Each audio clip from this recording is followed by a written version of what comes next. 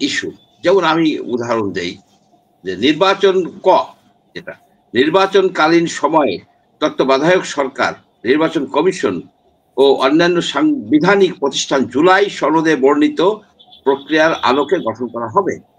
যখন এই প্রশ্নটা তোলা হবে একজন ভোটারের কাছে, তার তখন এই জুলাই সনদে কি আছে এটাও কিন্তু জানতে হবে, এটাও আপনার জানার প্রয়োজন হবে। এখন জুলাই সনদে এক এক সময় এক এক কথা শোনা যায়, কখনো বলে হয় যে 84টা ইস্যু আছে। শেষ পর্যন্ত এই হচ্ছে যে 48টা বিষয় যেটা সাংবিধানিক কনস্টিটিউশনাল বিষয়, সেই বিষয়ের উপরে আপনার হা বা না আপনি বলবেন। এখন এখানে ধরুন যেমন আগামী সংসদ হবে 2 কক্ষ বিশিষ্ট, জাতীয় সংসদ নির্বাচনকালে দলগুলির প্রাপ্ত ভোটের অনুপাতে 100 জন সদস্য বিশিষ্ট একটি উচ্চ কক্ষ গঠিত হবে এবং সংবিধান সংশোধন করতে হলে উচ্চ কক্ষের সংখ্যাগরিষ্ঠ সদস্যের অনুমোদন দরকার হবে। এখন আমি যদি এই 2 কক্ষ বিশিষ্ট সংসদে রাজি না থাকি, 1 নম্বরটা রাজি থাকি, অন্যান্য থাকি, আমি কি ভোট দেব? হা বলবো না না বলবো না হা বলবো? আমি তো কিছু মানে যে কোনো আপনার গণভোটে একটা মাত্র প্রশ্ন থাকে, যেমন জিয়াউর রহমানের আমলে যে গণভোটটা হলো 1977 এর 30শে মে, সেখানে একটা কোশ্চেন ছিল যে আপনি কি জিয়াউর রহমানের অনুসৃত নীতি কর্মকাণ্ডকে সমর্থন করেন, হা বা না? তো আমরা জানি যে সেখানে 99% লোকই হা বলছে, 1% না বলছে, অল্প কিছু লোক উপস্থিত ছিল। আপনি বলছেন যে 4টা বিষয়ের উপর হা না, কারণ অনেকে হয়তো 4টা বিষয়ের মধ্যে 2টা বিষয়ে হয়তো হা থাকবে বা একটা বিষয়ে হা থাকবে, বাকিগুলোতে না থাকবে, এই জটিলতা। আরো জটিলতা আছে। আপনি জুলাই সনদের যে বর্ণিত প্রক্রিয়ার, জুলাই সনদে যে বিষয়গুলি আছে, সেই বিষয়গুলির মধ্যেও তো আপনার কিছু হা হইতে পারে, কিছু না হইতে পারে। এখানে আবার আপনি দেখেন যে একটা উল্লেখযোগ্য অংশ এই দেশের লোক আপনার কিন্তু ইলিটারেট বলবো, যে তারা পড়তেই পারে না। তাদেরকে পড়লে শুনানোর ব্যবস্থা করতে হবে, তো তার ভোটের তো ভ্যালু আছে। সেই জন্য তো আমরা যে ভোট যখন দেই, মার্কা দেই কেন? যারা পড়তে না পারে তারা তো মার্কা দেখে ভোটটা দিতে পারে। এইখানে তো সে ধরনের কোনো কিছু নাই। এখানে টোটালি একটা জগা খিচুড়ি করা হচ্ছে, কনফিউশনের পর কনফিউশন সৃষ্টি করা হচ্ছে। এখানে তো কিভাবে আপনি করবেন এতগুলো প্রশ্ন করে? এই টেকনিক্যাল বিষয়টা তো জানা দরকার ছিল, পাবলিককে বোঝানো উচিত ছিল। আসল কথা হচ্ছে কি, এরা একেবারে লেজে গোবরে করে ফেলছে এই আলী রিয়াজ এবং তার এই গ্রুপটা। At the same time Yunus সাহেবের কর্মকাণ্ড তো সবকিছুই জটিল রকমের করে ফেলে।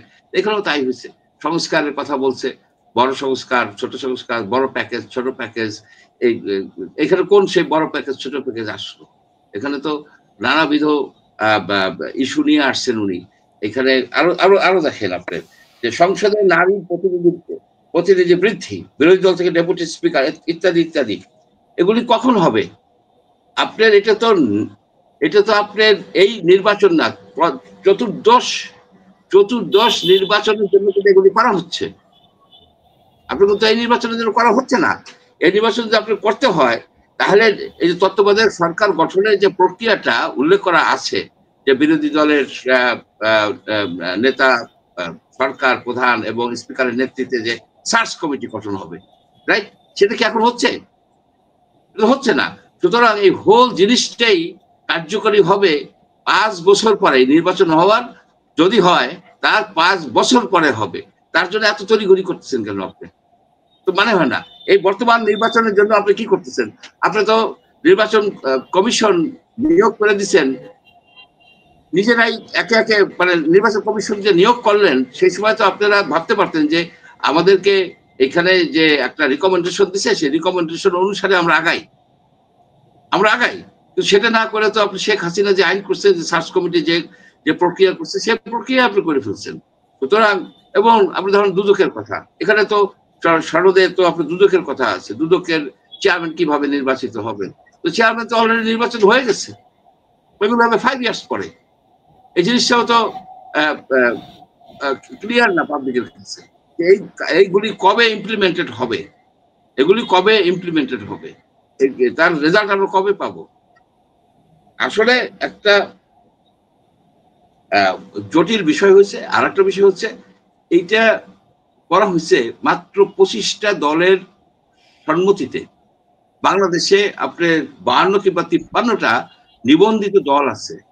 সেই দলগুলির মধ্যে আপনি 30টাকে ইনভাইট করছে, 30টা দলকে ইনভাইট করছে, এবং সেই 30টা দলের ভিতরে আবার 5টা দল আপনার সাইন করে নাই। মাত্র 25টা দল সিগনেচার করছে। এই 25টা দল কত পার্সেন্ট জনগণের রিপ্রেজেন্ট করে সেইটাও তো আপনার বিবেচনায় আপনার নিতে হবে। আর একটা বিষয় হচ্ছে কি, সবচেয়ে যে গুরুত্বপূর্ণ বিষয়টা হচ্ছে যে পলিটিক্যাল পার্টি রিফর্মের কোনো কথাই নেই। পলিটিক্যাল পার্টিগুলি হচ্ছে প্রাইভেট লিমিটেড কোম্পানির মতো। আপনার উত্তরাধিকার সূত্রে এক একটা দল আপনার ইনহেরিটেড হয়। পরিবারতন্ত্র এখানে প্রকট।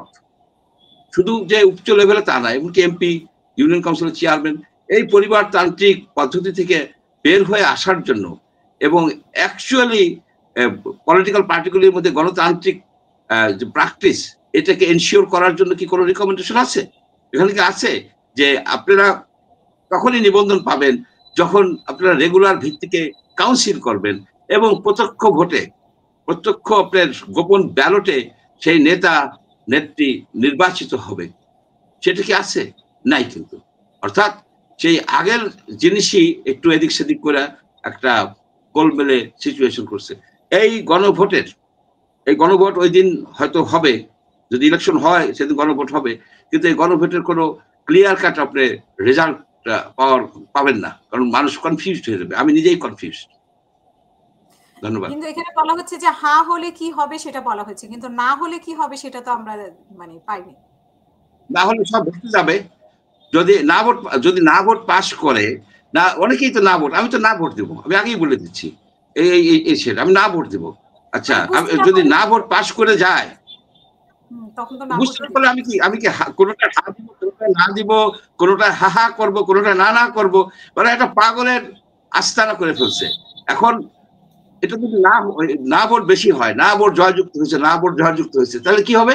তাহলে এই পর্যন্ত যতগুলি সংস্কারের কথা বলা হয়েছে এবং যে সংস্কার নন কনস্টিটিউশনাল, যে সংস্কার যেগুলি অলরেডি ইমপ্লিমেন্ট শুরু করে দিয়েছে, সবগুলির দেখা যাবে কি জনগণের আস্থা নাই। আরেকটা বিষয় হচ্ছে যে আপনি অনেকগুলি মেজর দলকে বাদ রাখছেন, যেমন জাতীয় পার্টিকে বাদ রাখছেন, আপনার আওয়ামী লীগের ব্যান করছেন, আওয়ামী লীগের বাদ রাখছেন, এবং আরো অনেক দল আছে যে এখানে নাই। তারা কি বলবে? তারা বলবে কি যে তোমার এই সনদ, জুলাই সনদ তোমার সনদ, আমার সনদ না, আমাকে তুমি ডাকও নাই, আমি এই সনদে সিগনেচারও করি নাই, আমার কোনো দায়বদ্ধতা নাই। জাতিকে বিভক্ত করার জন্য, জাতিকে ভিতরে একটা বিষ বৃক্ষ রোপণ করে আলী রিয়াজ শুনছিলাম চলে গেছে, এখন দেখতেছি কি না, সে যায় নাই, সে আবার 3 মাসের জন্য কি বিশেষ সহকারী হয়েছে, একটা সংবাদ সত্য কি মিথ্যা জানি না, 3 মাসের জন্য, আবার 3 মাস পর ইলেকশন, এরপরে তার চাকরি নাই। একটা বিষ বৃক্ষ রোপণ করে গেছে। এই বিষ বৃক্ষ যে ফল হবে, এই ফল খাবে এক একটা দল আপনার বিষক্রিয়ায় আক্রান্ত হবে। এর বাইরে আমি আর কিছু দেখি।